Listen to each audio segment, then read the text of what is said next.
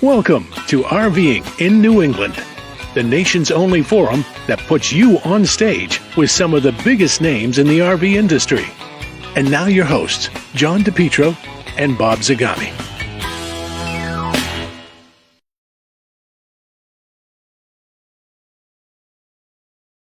Oh, boy, that was a slow roll. My goodness gracious. It was a slow roll. Good evening, everyone, and welcome to RVing in New England. I'm the principal host, John DePietro, and I'm bringing along Bob Zagami just because it's Wednesday night. We've been doing it for 9 years. I'm the new intern. The new intern. He's learning the ropes. Struggling to be successful in a tough industry. Yep. But we want to thank you so much for being with us tonight and let you know that our show is brought to you tonight and every week at this time by our friends at Seacoast RVs in Saco, Maine, proud sponsors of RV in New England. They have crop park models. They have elevation park models. They have Winnebago towables and Winnebago Class B and Class C. Family fun on Route 1. And Amanda, Kenny, and the whole crew up there, nice people, always glad and appreciative of their sponsorship of our show. Bob, we have... Wait, before you do that, let me tap into the expertise of our audience. We've spent some time out at Elevation RV. We talked to Trevor Krupp today about what can the industry do to promote park models more. Now, Seacoast RV doesn't need any help. They've got 30 of them on the lot. They're the largest, dealer in the country. Just about. What are you eating? Well, you know what? I thought I would start a new tradition while I'm doing this show from our outdoor broadcast studio on my deck. It's actually chilly. I might have to put a long sleeve on. Last week, is that a mozzarella stick? No, last week I was eating popcorn, but I found out my grandkids love those corn curls. So I've got some corn curls for tonight. But it's not a curl; it's a straight line. Well, they were broken. Oh, that sounds exciting. Okay, so go ahead. Anyhow, before you interrupted me, I want some ideas from our fans on what the RV industry can do to promote park models more. I mean, Elevation and Krupp probably do a third of the RVs in the country, park model RVs. So we were kicking around some ideas today. So if you got any ideas at all, just drop them down below or send me an email later. But for tonight, this is always a special time of year because just within the last month or so, KOA released the 2024 Camping and Outdoor Hospitality Report. Formerly known as the North American Camping Report. And this is the 10th year. So it would be appropriate to bring the man who has done all the market research for all of those 10 years. And hopefully the next 10 years, you've seen him on the show before.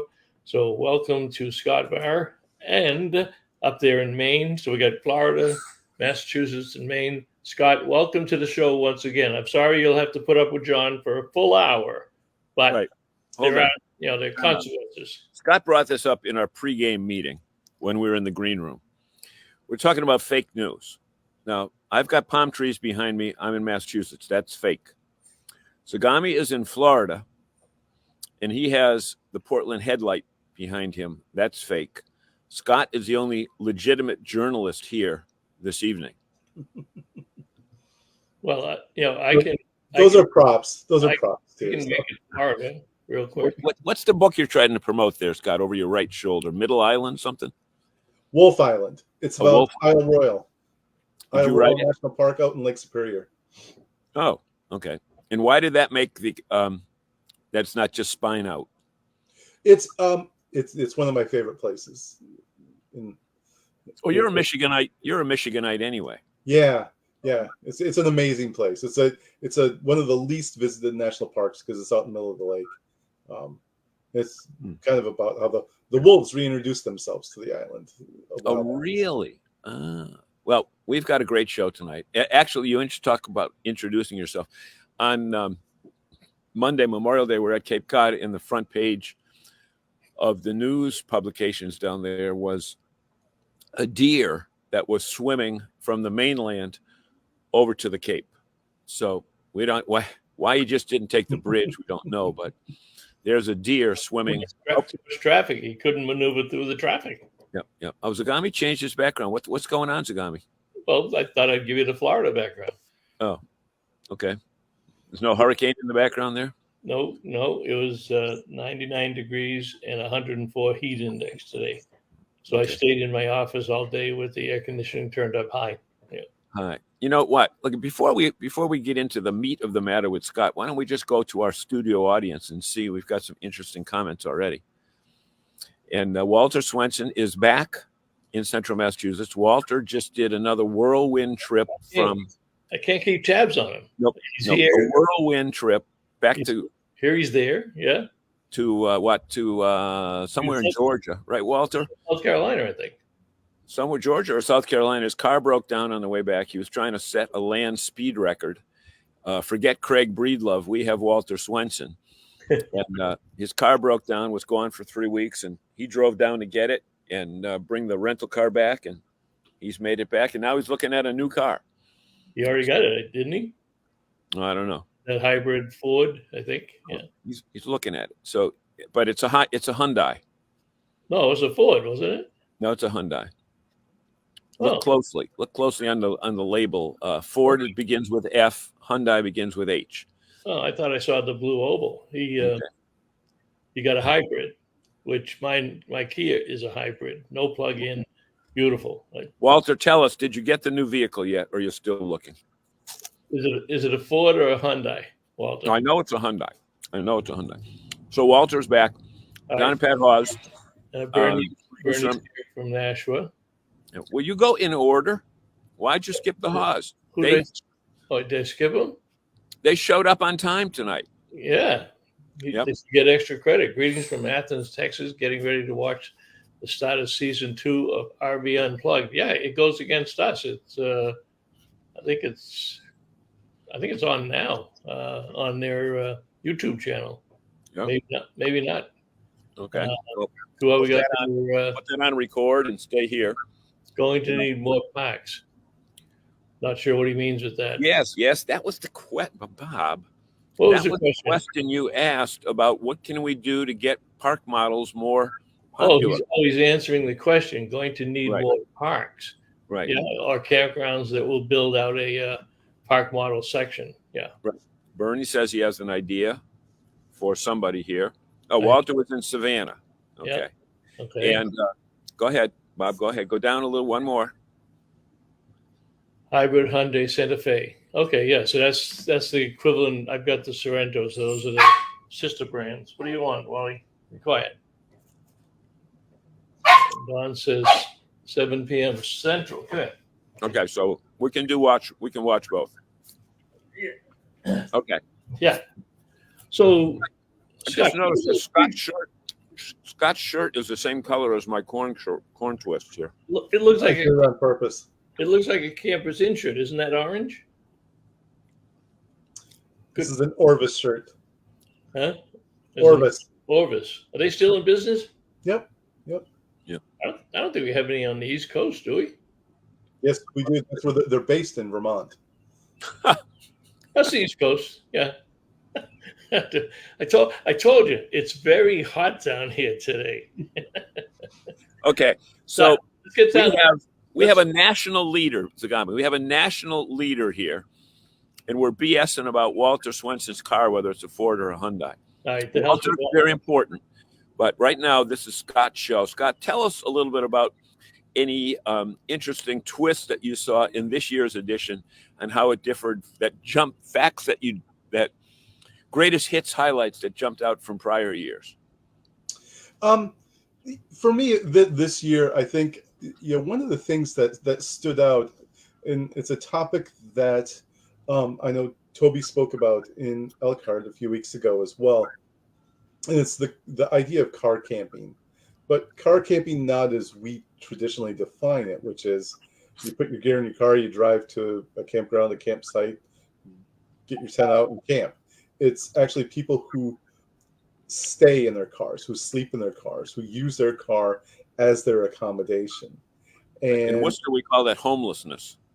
well, it's what it's there are people who do that, but the vast majority of these folks use their vehicle because it's their preferred method of camping and travel. They have their vehicles tricked out. They have beds in them and pull out storage and areas to cook on.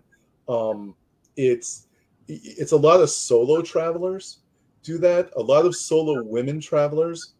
There's the idea of safety security. It's a lower cost way to travel, and it's spiking.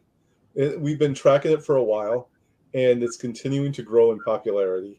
There's a lot of people out there doing that. That for me is probably one of the findings that was most surprising. Today down here, what happens when they get to Florida and it's 99 degrees and hot and humid? They open the windows. They can't run the air conditioner all night. You'll die from smoke. Climate control is the biggest challenge for them. A lot of them try to find areas that are a little cooler. They will sporadically run their air conditioning and try to open their windows a bit. But from what I've seen, most of them will try to find areas where it's more seasonable. They travel around. It's cheaper. They're driving around in vehicles that get really good gas mileage, and they'll travel to a cooler place. Yep. Two things, Scott, about that car camping thing. Walter Swenson is an advocate of it because they have an air mattress in the back of theirs. When he does these marathon driving things, Donna goes to sleep in back. So that's one thing. He's not really camping, but he's traveling with that. The other thing that I read in the report that Ben Quiggle talked about, what Toby had talked about, I have to give my attributions to everybody that I'm stealing their material from. Non-car camping, where people are coming from that don't own cars, that are coming from metropolitan areas to go to a campground to enjoy the amenities of the campground, whether it be a cabin or a yurt or a park model. And I saw that particularly a few years ago in Mystic, Connecticut, where the campground had a deal with Amtrak. Amtrak let the people off at the New London train station, and then the KOA van went to pick them up. So they absolutely loved it. These are people from Midtown Manhattan that spent the weekend in the Connecticut shore. Yep. Yeah. It's that, again, a lot of younger people who are living in the urban areas don't have vehicles, don't have driver's licenses.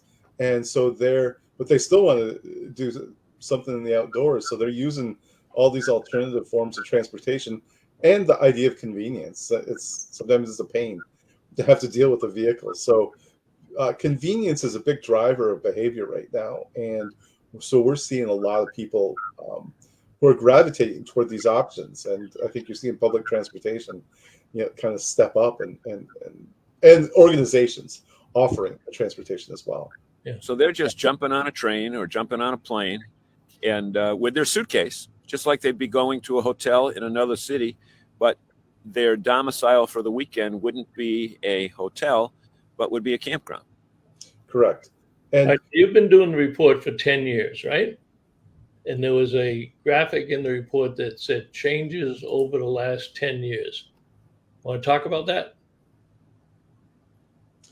The importance of connecting with nature it's a constant, and it increases as people become more stressed out, as their lives become more hectic. They seek situations that help reduce that stress, help them calm down. I call it disconnect to reconnect, reconnecting to each other, to families, and to nature. People love being outdoors, and once they experience that and they get outdoors, they feel it. They feel better, and we're seeing a lot of people who are really seeking those types of experiences. They want to slow down. In one of the new versions of the report, because we're doing it in sections, we're going to talk about this in detail. The idea that people want to slow down, they want to have more immersive experiences out in nature, And it's also what, in my opinion, continues to push camping forward and the outdoor experience forward, because people want that regardless of all the other stuff that's going on. That's the constant. So, Scott, is there a desire to slow down age related, or just stress related, or a combination thereof? It's a little bit of a combination. It's very much stress and lifestyle related. Um, the desire to slow down is actually it's a little less among the older segments, because in many cases people have already slowed down a bit. It's a lot of the younger people whose lives are pretty hectic. A lot of them are no longer working remotely. People are going back to the office, and they could work remotely before, so they would already kind of be out there as they choose, but not so much anymore. So the desire to kind of get away from the office, to get away from the commute and all those things, and the everyday stressors is stronger now than it was, I think, even a couple of years ago. We had that spike during COVID, and part of the report talks about not the drop off, but the sustainability of the people that joined our industry during COVID. So those are some of the figures you had out there. But talk about the COVID phenomena, the impact on it. Yeah, obviously, COVID brought a lot of new people into the outdoors, into camping, and that there was some staying power with those folks, and we're still seeing that. I think what's important to consider here is we were on a growth trend already, and COVID really pumped that up. And so you can see that we're still, 3.8 million households above what we would have expected without COVID. That's a lot of people still out in the outdoors. And sometimes people they see that little bit of a decline we had, and I don't think that's a reason to panic. I feel like we were going to get some attrition from that group, and we talked about that. But we also kept a lot of them, and I feel like whether it's this year or next year or the year after, some of those folks that didn't come back are going to. They had the experience. They're gonna come back. They dipped their toes in the water, but I feel like we're gonna see a lot of them come back into camping and RVing. Scott, you used the term staying power, and in 2021, there were people that were saying this is a flash in the pan, and next year you're going to be able to buy an RV at half the price that people are buying it from right now. But that never materialized, did it? All your studies bear me out on that those people are still camping?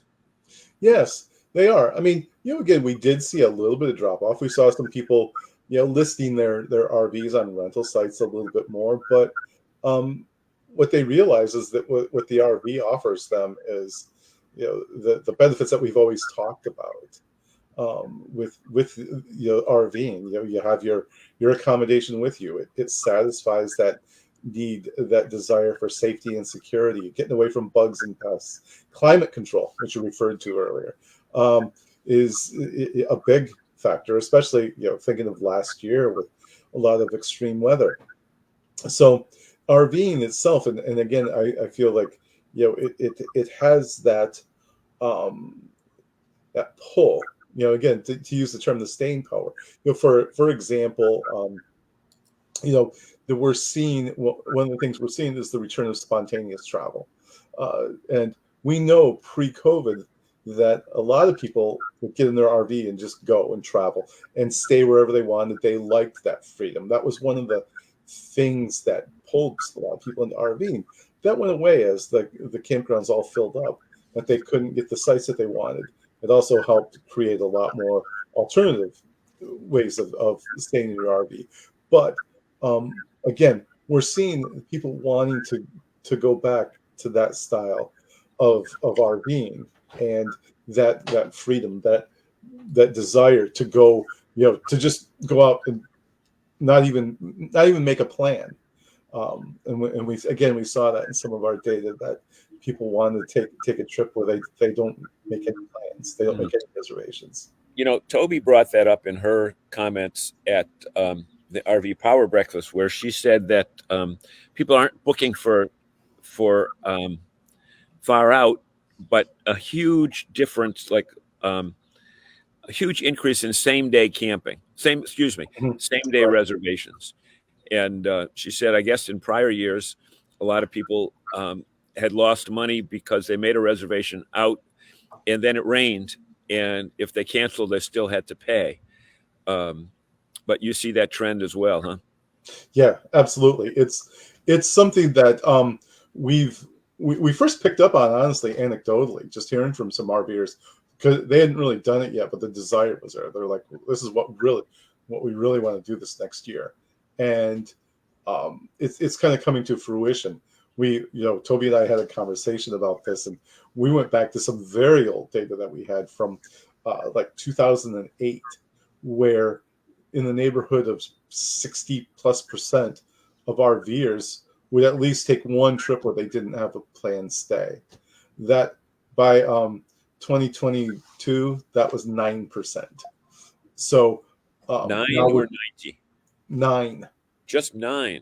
Just Okay. 9. Went from So 60 to 9? Yep. Wow. It had shrunk that much over that time frame, and but now we're seeing it reverse.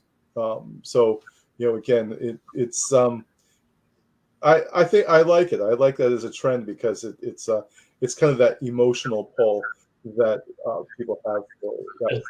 That's part of the allure. Just say hop in, and wherever we wind up, we wind up. Or whatever we wind up going, that's it. I did Right. that.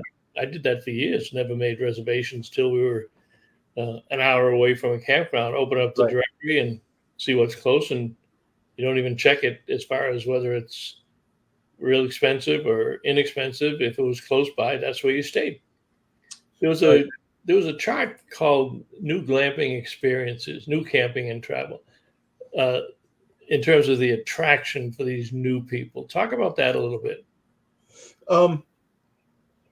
Glamping is the the shiny new toy for some, and for good reason. I mean, it's convenient. You get to pamper yourself a little bit.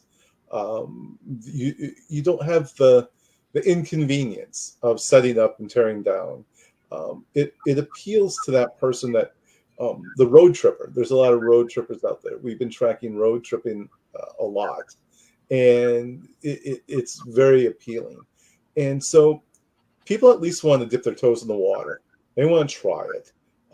So we're seeing a lot of that first time trial, the unique accommodations as well.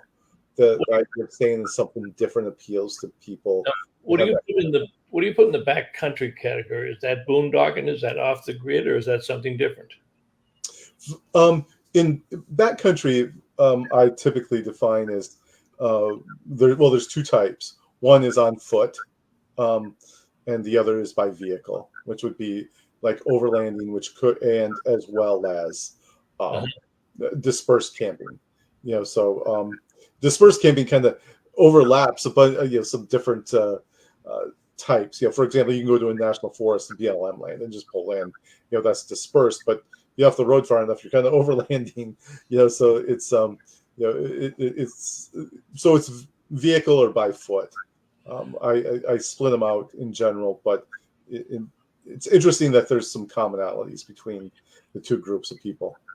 Scott, I think one thing that this report really shows this year, I think more than ever before, and Toby brought it out as well, is that today it's not just park in a campground or a hotel, but there are so many different options, even when you have the camper, that you don't necessarily need to go to a campground. And Toby is unbelievable when it comes to looking at statistics and saying, look, this is trending. We've got to get on top of that trend. We've got to figure out, why we don't want to lose those people to, back road camping or back, what I mean, the overlanding stuff. They want to be relevant and still continue to be the choice. We have a new fan for those folks that missed us last week. We had Fred Hirschberger, who hired Willie Miller to work on the Columbus and the River Ranch park models. And the show absolutely took off. I just sent out a note a little while ago. This is last week's show, is going to probably go past 10,000 views before the time we're finished up tonight. So not to put any extra heat on you, Scott. Our new fan, Bring it. new fan is a superstar, and if you haven't checked out Columbus or River Ranch yet, you better do so, because there's 10,000 other people who are going to be standing in line. Which also, John, probably doubled Willie's quota. He probably won't talk to us anymore. Hey, that's all. week, we did the show on Wednesday night. We were introduced to Columbus, and then on Thursday, I was heading to Cape Cod in my RV, and the first unit that I came across that passed me was a Columbus unit, which I hadn't seen one before. That was probably Willie going out there looking for orders. Audrey says we rarely do that. Rarely. Now, does that mean she really stops instant, contemporary, spontaneity, or no, we run into spontaneously? Because we all know Audrey well, in that she has this rest of the year planned out from the minute that they'll leave their house in Millbury to when they'll arrive at the place, right. And probably has reservations for every activity nearby. That's right. So, she doesn't start camping until the spreadsheet is filled out. Right. From May to September, all around the country, every park, every meal. Amazing. Bernie says, "Great catch, Fred." Oh, great catch, Fred. Willie Miller will take great care of your business. Well, he better. Bernie used to do what Michelle Fontaine did all the time. They have side conversations. Who's he converting with? With Fred Hirschberger. Okay. So Audrey says she's not spontaneous. We know that. Yeah. But you know what's spontaneous? The fact that it's just about 7:30 and time to hit the button to pay some bills with our friends.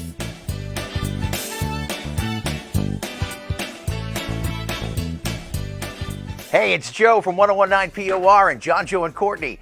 We're back for another exciting season of Seacoast RV TV. Today's episode is brought to you by the letter W. As in Winnebago. Did you know that Seacoast RV is once again the award winner of the Flying W Award, which recognizes Winnebago dealer locations that deliver the highest service excellence and superior customer satisfaction? Don't mean to brag, but we're kind of a big deal. Speaking of Winnebagos, how about the Winnebago Access? Come on inside and take a look around. Modern and spacious interior, easier camp setup with all the deluxe features and an outstanding value? You get it all with the Winnebago Access. With so many different models to choose from, though, it can get so scary and confusing. I feel like I need some help.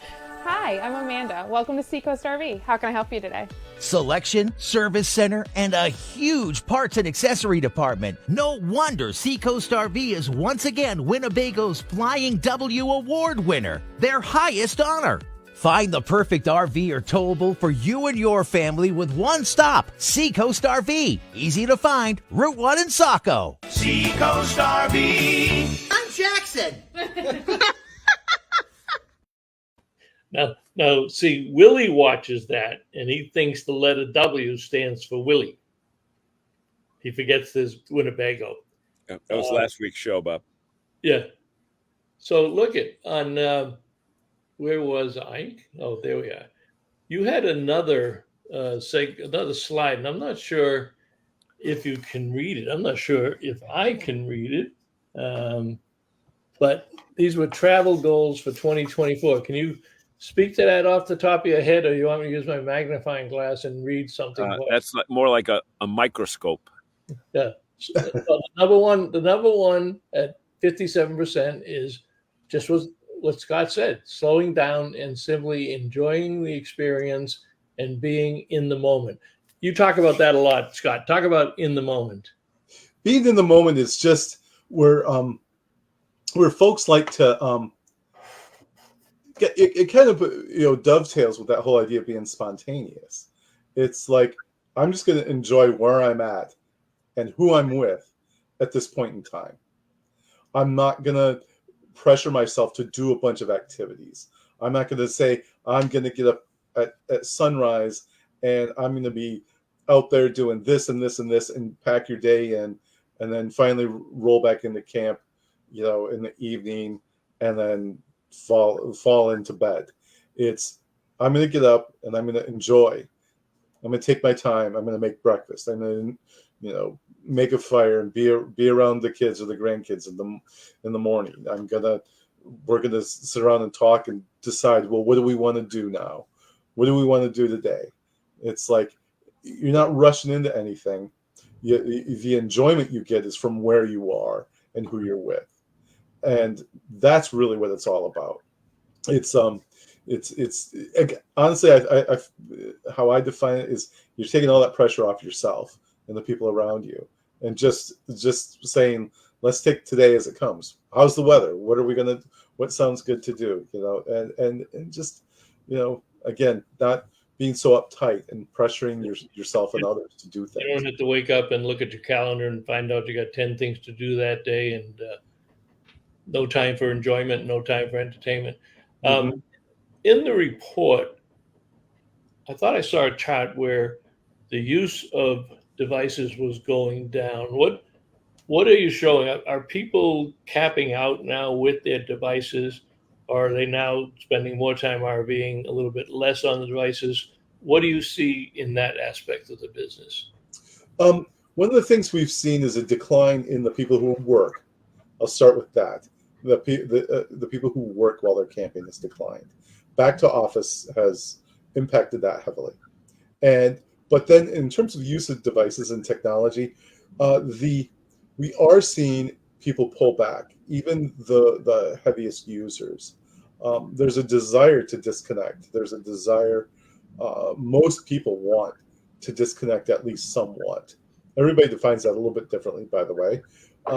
But they want to have some time away from technology and being connected all the time to others outside of where they're at in that moment. Getting back to that theme, we asked people how long they would like to disconnect for, and this is where I thought it was really interesting, because the younger people, they want to disconnect at the same rate as older people.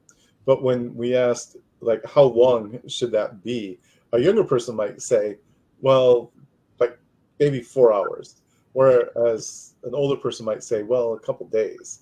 So but that's a start. That's a start in terms of for a lot of these younger people, especially, 4 hours is an eternity to be without their phones. So if they can do that, again, I think it's a good start.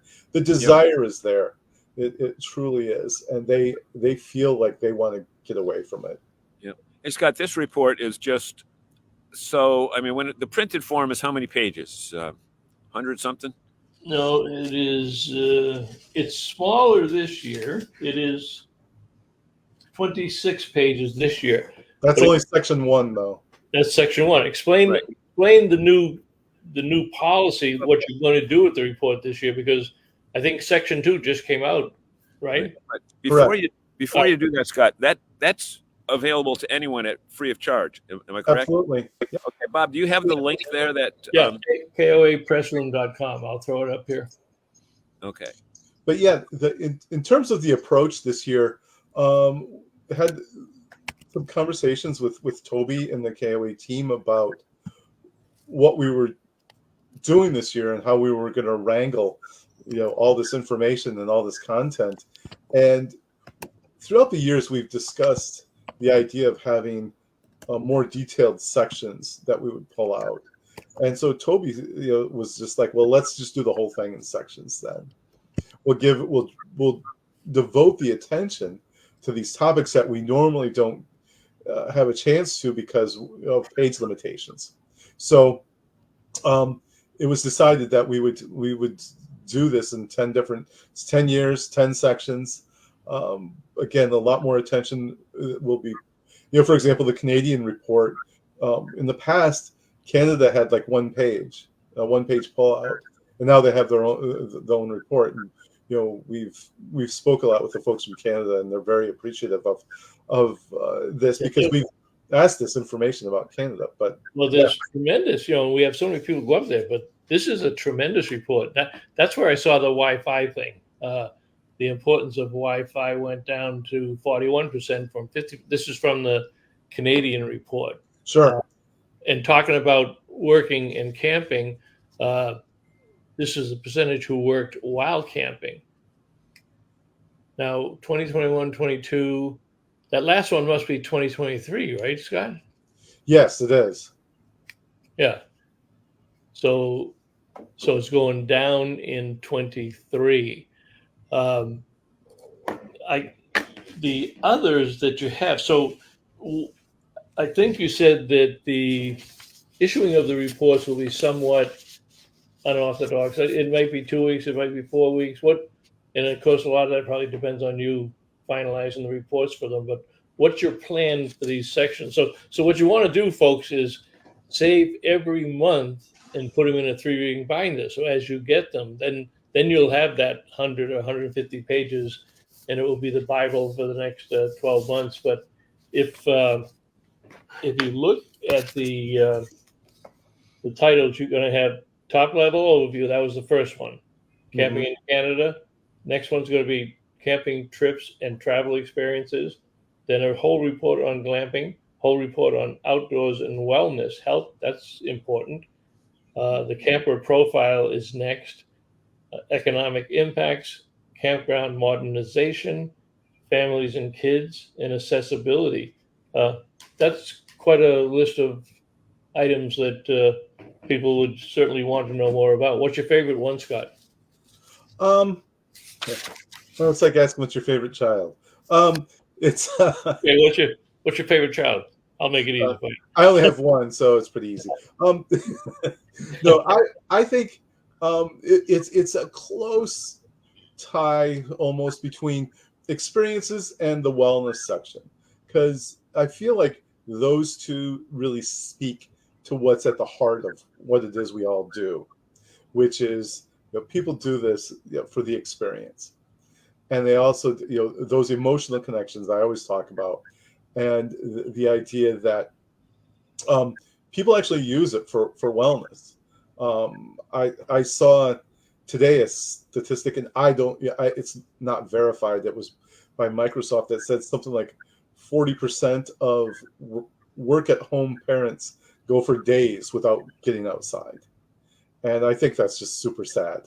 And, because we all know the benefits of being outside and how that promotes, and it's been shown, doctors prescribe the outdoors to people now. So all those studies show that,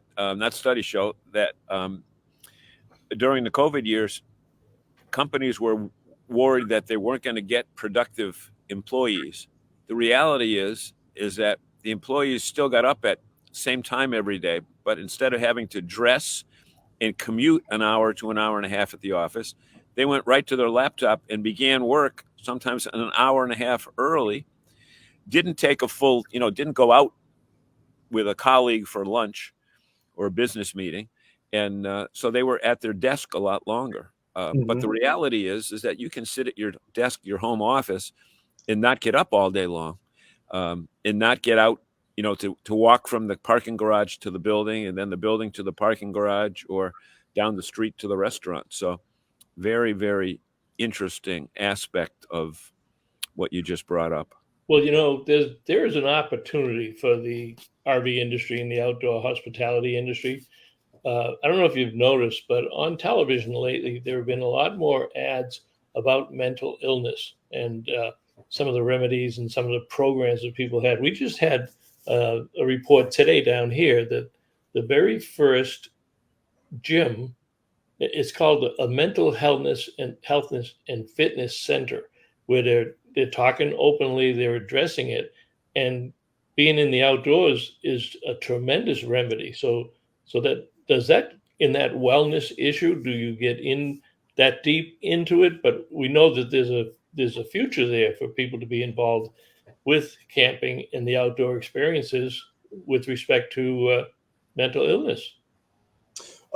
We get into it, probably not at that level, but we get more into the what people do and how they what the impact of being in the outdoors has on their wellness.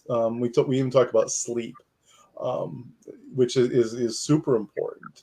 When I was in Florida at their conference just last week, I spoke with a gentleman. They run a park, and they call it a wellness park. It's a wellness campground, and that's what they're promoting, and that's their whole business model is focused on that physical and mental wellness. And I think it's a fantastic idea.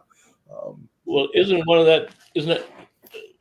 of the areas that you cover because people want to be outdoors, they want to live in the moment, but there's a big trend now for campgrounds to improve or install new amenities.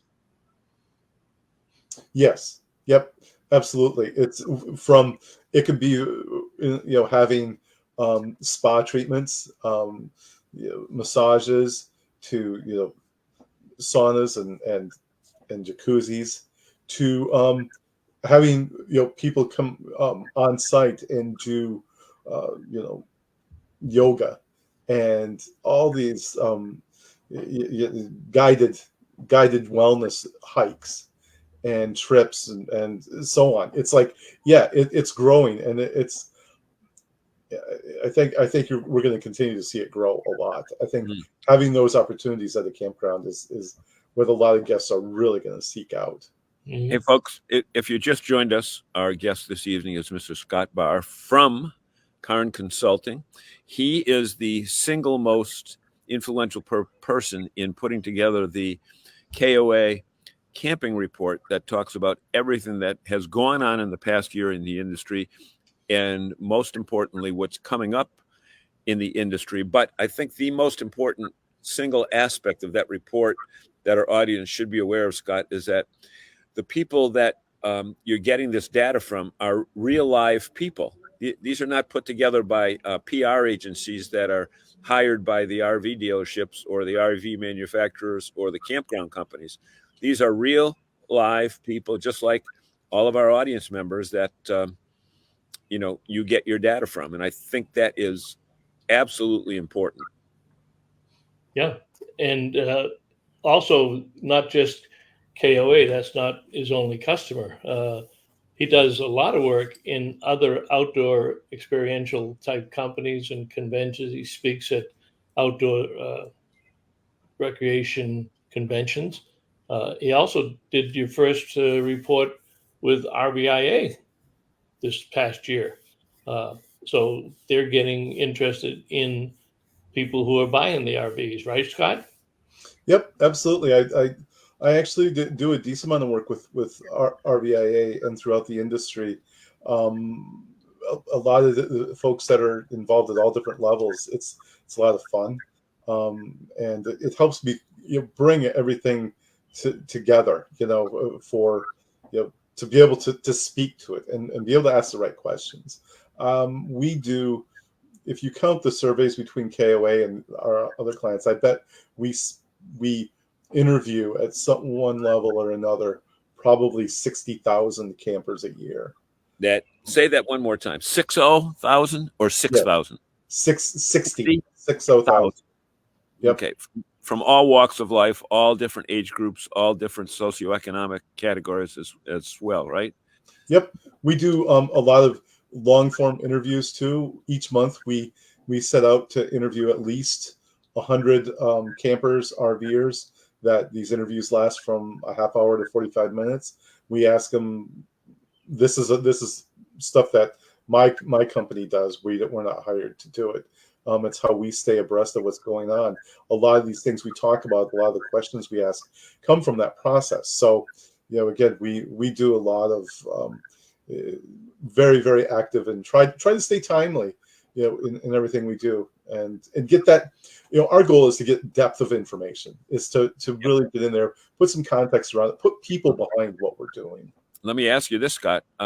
This show has been going for 9 years now, 9.5 years, whatever. And our audience list over on the right, if you're looking at the same screen that I am, these are these are experienced campers. If they wanted to volunteer to be part of any of your surveys, could they write to you and say, hey, put me on the list? or do you want them Absolutely. totally anonymous? I would love it. I would love it. Where Absolutely. should they write? And Bob will write this down and then punch it up on the screen. How should they communicate with you? My email address is sbar at cairnconsultinggroup.com. And that Cairn is Cairn. Yeah. Yep. Right. Oh, Dante, you can't just say put me first on the list. You have to write into Scott. Yeah, we're not sure if you'd qualify, Dante. You're just assuming you'd be a prime prospect here. And here's why Dante might not qualify, because Scott was talking very seriously about wellness and physical exercise, and Dante said that his wellness session begins every day during the happy hour at 3:00. So he must think that doing this is considered arm. Well, no. He had a very regular routine that he had every day when he's down in Florida this winter. And Which was what? About noontime, he'd go over to the tiki bar. Oh, when he'd wake up. And then he'd wake up, and then he'd spend the afternoon at the tiki bar. Dante, we have to give you equal timing here. Equal, what do you call it? We do wellness sessions at the Encore Resort, Daytona, every day at the 3:00 happy hour. Yeah. So they can't do it without the happy hour. So the wellness is tied into the liquor. Okay. Okay. Now, he says amenities and family activities are prevalent at KOAs. What attracts family. Oh, Tim is here tonight. Good evening to all. Enjoy the show. Yeah, that's been up for quite a while. Now, we should tell you that if you want the address to where you can pick up the report, Bob did put it up there. It is up there. Yeah. Go to what time? 7:36. Just go to KOApressroom.com. Yeah. And just put in. Favorite one is KOA Brattleboro North. I've been there. 736. Yeah. There's a lot of other information if you go in KOA Press Room. A lot of the reports, the monthly reports, a lot of historical stuff in there. If anyone really wants to immerse themselves in data and geek out a little bit on it, there's a lot of really good stuff in there. Yeah, because last year you did a monthly, like a one or two pager that complemented the report. Dante wants to be on the list. Ouch. And Audrey says, count me in. I'll help out. Okay. That was me posting that. So SBAHR at CairnConsultingGroup.com. Okay. Bob, did you get anything from Brad Moore in the last hour? I did on a text. Okay. Well, Brad Moore had mentioned that our longtime friend of the show, Leo Russo, passed. Oh, no, I didn't see that. Yeah. Really? Yeah. Russo's camping facility down in Lakeville. Russo's RV. I did not know that. Yeah. He was a super person. Everybody loved Leo. They are the oldest running Rockwood dealer in New England. They were the first one, and they are still going with the Rockwoods. And Dave Laverly is the sales manager down there now. So we'll have to send something down there. Thank you for telling me that. Scott used a term before. If you want to geek out and see, Scott, I'll tell you, Scott. I mean, I know you're on a lot of shows. You were on with Ben a couple weeks ago, and et cetera. But this audience has probably the most educated audience, and they listen to every word, because you said, "Hey, if you want to geek out on some stats," and what did Audrey say? Geek out on camping? Me? Yeah. So Hookie's on. He's very busy doing his new job as the GM for the Coleman division and running around to all the camping worlds in the country. And have you had at least one toast tonight to Scotty Leffler, who all the charges were dropped today on the PGA Tour arrest? So the golf world is celebrating tonight because it was a gross misunderstanding, and Scotty can pay attention. Which really blew my mind was the same morning that he was arrested, going into the PGA course, He changed his clothes. He got out in the course and he shoots like 5 under. The guy was just arrested on 5 different charges, completely false. Well, After they looked at the videos, they said, "No, this guy's clean." And he's a well, great they guy. let him loose. They let him loose because he didn't mean to hit that security guard on the side of the head with a 9-iron. So he got the charges thrown out because it was his putter that he hit him with. That's So, hey, Horky's got to be happy because if you've seen any of the Camping World national spots in the last few days, they're showing all of his Coleman products. Coleman products. Yeah. $98 a month.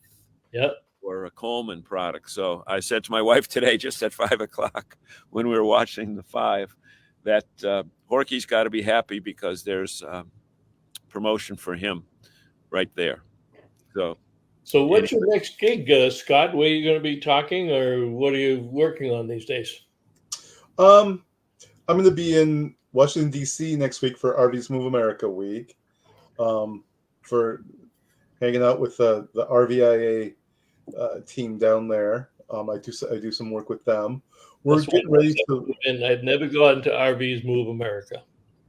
One of these years I'll get there.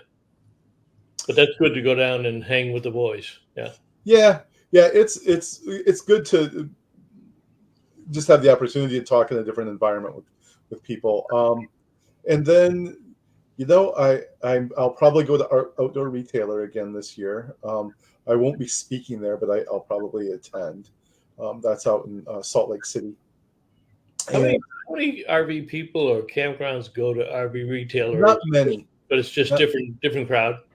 It is, but whenever I see any of the RV folks go there, they're always crowded. Several years ago, Dometic went there. I was going to say Dometic and Lippert would be the first two that come to mind on the aftermarket business. And Dometic knocked it out of the park that year there. It really helped them a lot, I know. And so, yeah, anytime, the people, that crowd likes the overlanding stuff, the off-road RVs. So it's an interest, and I try to go there and talk to them about camping and say, your products, these are the folks who are out there used to the campers, the RVers. It's like if you're trying to sell, stuff. And so last year we had a great reception. I met some great people out there.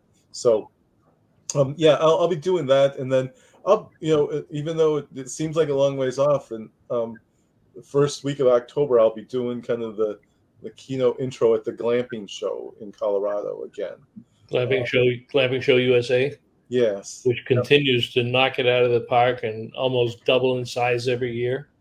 Yeah, I do the first keynote talk on kind of the state of glamping. So that I'll be doing that. I enjoy that. That's a lot of fun. So yeah, those are just in the near future. I'm going to try to get out and talk to a lot of campers on the road this year. Maybe rent an RV. Yeah, we look at glamping and say it's part of the outdoor hospitality industry, part of the camping industry. Does that work in reverse? Does glamping think they're part of our industry, or they think they're part of the indoor hospitality and they just took it out on the deck? No, they feel like they're part of outdoor. They do. I talked to them about this a lot. Yeah. But I saw Bill just posted David Corse's show. Yeah. Yep. Yeah. I'm there for the first time ever. I had a booth, by the way, which I didn't even know what I was doing, but it was great. I got to talk to dozens of folks. I like that show. I'm just saying that if anyone, even being part of the RV industry, I think there's an opportunity with the RV industry with glamping, by the way. A lot of these parks are putting, RVs on as glamping accommodations. So it's very popular. You talking about park models earlier. This is a huge opportunity for park models. I would think so. Yeah, I would. There were a couple of park model folks there last year. So you know what they do? They don't call them park models; they just call them tiny homes, and people see it differently. So it's a great opportunity. Yep. There's a huge difference though with park models and tiny homes because there's so much more room in a park model. Yep. You got up to 400 square feet. Tiny homes, a little bit different. Scott, you said you want to rent an RV this summer and hit the road? I do. we might be able to help you out with that. All right. Well, let's talk then. You want to come to Worcester and pick it up? Okay. We have some people that are friends at Fuller RV that I'm sure would be happy to work with. Yep, no question. Yeah, we bring David, of course, on once a year to talk about the glamping show. We got a few minutes left, Scott, and one of the sections in this year's book is talking about the next 10 years. So you've lived the first 10 years. You've been a major part of it. Put your crystal ball out there and tell us what's going to happen the next 10 years.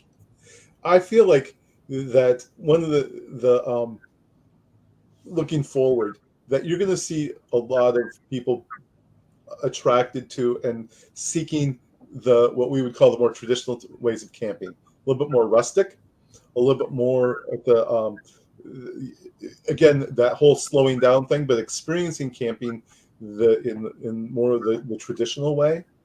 Yet you're going to see parks expand their operations to include a lot of different experiences at one location.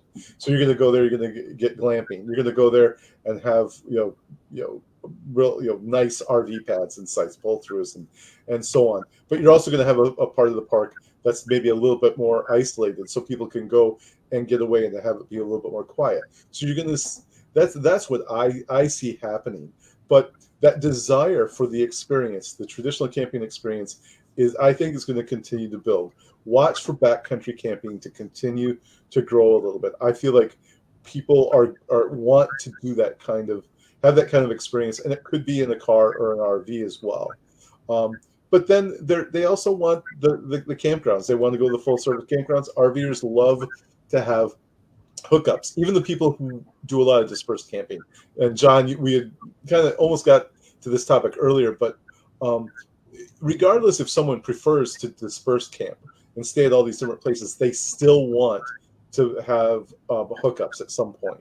They're still going to seek the campgrounds and the parks that have the hookups, and this is really consistent in everything I've done. So the next 10 years, I think it's going to continue to build. You're going to see glamping. It's got its foothold. Glamping primarily gets that person who is the typical leisure traveler that wants a little bit of an outdoor experience, something different and unique. Campers will still use it. They'll use it for base camp. They'll use it for road trips. Convenience is a huge factor. I think RVing is solid. It'll continue to grow. I think the innovations still need, let's grab some of those car campers. Let's figure out a way for the industry to capture more of those folks. But that's kind of in a nutshell where I see it. I don't see these big revolutionary changes happening. I think we're going to get back to basics. But I think there will be a lot of enhancements, and we want to make sure we give a little shout out to our friends at Camp Margaritaville down in Auburndale, Florida, who was the #1 luxury RV resort in the USA Today poll, and our friends at Normandy Farms were #5. And those are two great examples of meeting the current needs of campers in various diverse ways. And we're season 2 of RV Unplugged was filmed, where I'm going to go watch it in about 30 seconds as this show ends, because we're already over. Oh, we're over again. There we go. Scott, thank you, Scott. I'll get to you on your dates for your when you're looking. All right. Always great to have you with us, Scott, and we will do it again sometime soon. Okay. Excellent. Great talking to everybody. If anyone reach out, I'd love talking to people. So please do. I'm up here in the woods in Maine. I need socialization. I'll be coming up and visit soon. All right. Take care. Excellent. This edition of RVing in New England was a presentation of the New England RV Dealers Association. Thanks for watching, and be sure to like us on Facebook, YouTube, and Instagram.